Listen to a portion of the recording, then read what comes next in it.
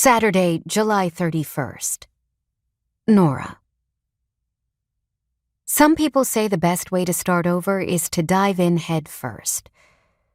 Though those people probably aren't doing it into the emotional equivalent of a brick wall like I am. The engine vibrates as the driver hits the brakes and brings the big old Greyhound bus to a stop with a less than gentle foot. "Red Bridge!" she shouts over her shoulder, and her voice is so raspy, I imagine smoke billowing out from between her parted lips.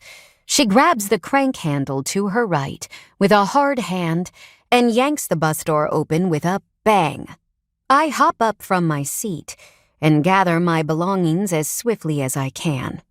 After being sandwiched on this creaky metal tube for the past 9 hours, only getting a handful of 15-minute breaks at gas stations so the driver could alternate between chain-smoking cigarettes and filling up the tank, sometimes dangerously at the same time, I'm more than ready to get the hell off.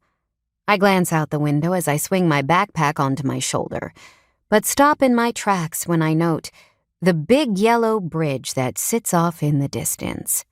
"Last call for Red Bridge," the driver shouts, and her blondish gray bob swishes from side to side with her movements.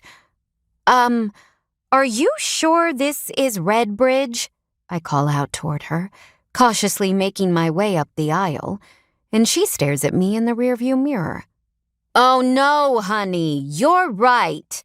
I've only driven this same route for the past 20 years and make a point not to follow the bus navigation.